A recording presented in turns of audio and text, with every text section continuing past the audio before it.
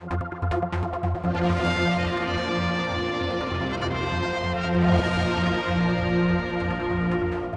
Alex Allison is with us, Treasury Minister, and we have the announcements going out this morning that you are coming up with some plans.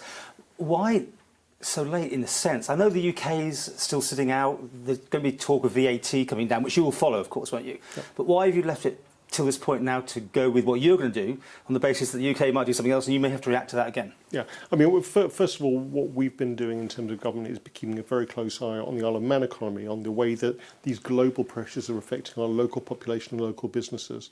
We know that Manx Gas put their prices up. We know that the Bank of England put interest rates up recently, and we've been trying to model the effect of that and what it would have on our island. We're also aware that the pressures in terms of gas prices have been affecting Manx utilities. They came to us saying that they would need to put prices up on the 1st of October of an order of 70 to 90%. And that's when we needed to find a solution to this to actually inspire confidence, certainty, but also security for people on the Isle of Man in terms of energy prices. And that's why we're announcing that we are freezing electricity prices for the next 6 months. At the current rate, there will be no increases between now and the 1st of April. We'll give that stability to allow people to budget, to allow people to make the changes and adapt and accommodate to these increased prices that are happening right the way across our economy at the moment. Well, the change is going to be anyone that's on a gas boiler is going to turn it off and go and buy those electric solid fuel things. What we're doing is a whole range of packages. We're doing some universal benefits for people in terms of freezing electricity prices, capping bus journeys as well, so people have a real choice about how they commute to work, but also looking at how we can encourage and enable people to save money themselves, to adapt and adjust to these cost pressures. So we make electricity from burning the gas, don't we? Mm-hmm. So if more people use the electricity anyway, there's going to be more gas burn, which is just going to cause you more headache. Because I know you're underwriting this, aren't you, basically? The government have stepped in to provide that security and certainty to everyone on the Isle of Man in terms of domestic and commercial customers. But also we will be offering support, both financial and technical support, to allow people to reduce their energy costs, to reduce their energy bills as well.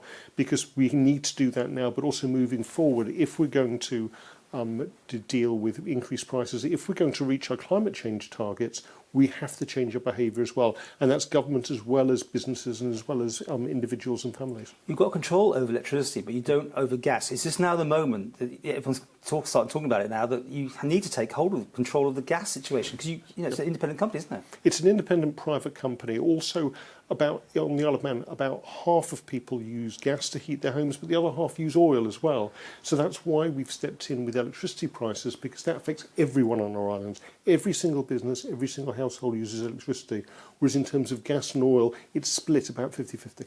So back to what I'm saying, people should be now going out and buying electric storage heaters, are they? People now have a choice in terms of getting themselves through the winter. They have a choice of how they're going to heat their homes. They also will be given support and advice in terms of how to reduce their total energy bills. We're going to be providing a whole lot of helplines, internet advice. We're going to be providing the help of energy doctors to assist people to make the right decisions for them. We're also going to be looking at a whole range of schemes that are run by DEFRA in terms of providing loft insulation, draft excluders, those sort of things, and also look at some of the grants we currently give to help people to reduce their energy use and helping them to switch to air source heat pumps, for instance. So we really need to turbocharge some of the changes we've already been talking about for quite some time to not only counter climate change, but also to reduce people's energy use and reduce their bills in the future, because they will go up eventually. And things like people having solar panels. I mean, the MU over the years have reduced the amount they were giving people. There's not much incentive. I mean, do you think like that would be helpful? The incentive is now, because we know that energy prices are going to go up. We are frozen them for 6 months, but we know that they will have to rise next year. They will have to actually come to a more normal level. With these price freezes, we will actually be providing electricity to businesses, to consumers on the Isle of Man, cheaper than anywhere else in the British Isles for that 6 months. So we need to use that time to actually do some of the work long term. How much is that going to cost you? And after that 6 months, it could be 100% increase or something, to follow, that could be coming down our way? I will be going to Tynwald in terms of moving up to £26 million from reserves to afford this freeze.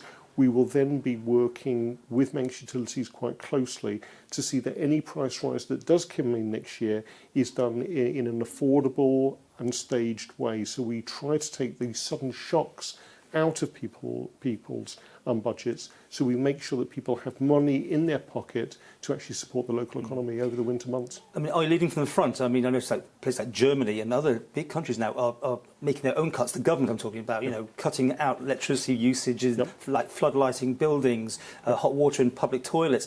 What are you doing, as a government to lead this? This change of how we use electricity or power. We need to work right across government. We will be convening regular meetings involving all departments to come up with imaginative ideas of how they can reduce their energy costs. These costs that we're seeing in terms of energy and food is affecting every part of government as well as every household on the Isle of Man. We need to do exactly the same in terms of adjusting and adapting to this environment. We need to save energy. We need to make sure that we bring in those energy efficiency measures for our own estate and also for individuals and businesses. Let's talk about inflation, though, and the pressures that are on everyone, including, no doubt, the civil service, who will now all be clamouring for, I mean, we're talking about 18%, aren't we? It's going that way or something. It's likely to, isn't it? There are, one of the issues at the moment, Paul, is it's really hard to predict what things are going to be like in a month or two. There are so many different pressures, whether those are things that are going on in Ukraine or in China.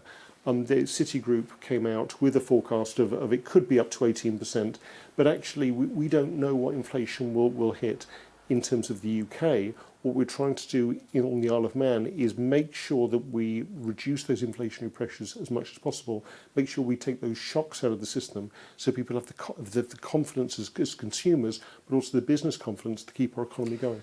Well, on the last budget, I'm just trying to think about the pensions thing. It didn't go up by the amount it should have gone up. You're talking about bringing the triple lock sort of thing back. I've committed to bring the triple lock back in next year's budget. But you're not going to make up for that bit that's been lost already, right? We will be doing some work over December to support pensioners, to support those with disabilities, to try to support those at low or medium incomes who aren't currently on the benefit system, to see how we can help as many people as possible through what will be a difficult period for our whole nation. Now, of course, we're sitting in the most glorious weather at the minute. Yep.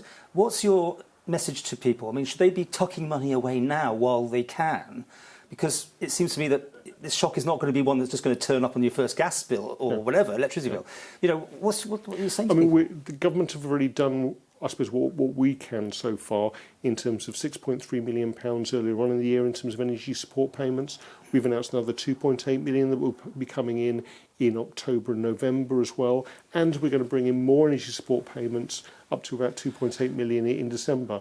But you're right, what we need now is for people to actually feel enabled to make those decisions for themselves, to try to cut down their overall bills, to cut down their energy usage so that they can get through this. We can't help everyone, but we can try to do as much as we can to take the shock out of the system, to take that anxiety out of people's lives that makes them worried about whether they should be heating their homes or not, to allow them at that time to figure out what's best for them. Your Love Isle of Man card, is that going to be sort of revived and used in some way as a bit of an incentive? The Love Isle of Man card was brought in originally to try to stimulate businesses, and particularly for large corporations, to give something to their employees who could use it in the local economy. What we're doing at the moment is to try to give people the ability to budget properly. And so while the Love Isle of Man card might be useful later on, maybe next year, there's no plans to promote it at the moment. Costly thing, wasn't it? What about the supply of gas? Because we are reliant, I suppose, on the economic situation and what's coming down that pipeline, which goes off to Ireland, doesn't it, as well? It comes from Scotland into Ireland. Yeah. Manx Utilities have been working very closely with the Irish Gas Board to make sure that those supplies are guaranteed for us. They've also looked in terms of energy security at the strategic reserves of diesel, for instance, that we have on the island, to make sure that we not only can control the cost of electricity, but we can guarantee the supply of electricity. And we're going to be working very closely with them over the winter to guarantee those supplies. And there'll be people watching this who we think about heating or eating. Just to finish with, what's your message? The message is, if you're worried about this, please seek advice. We've got a whole range of different options for people to contact the benefit agency, for instance, to contact various other third sector organisations who can provide that advice for you. People should not have to choose between the two, and by these raft of measures, we're hoping that they won't have to. However, they will need to think about their bills going forward.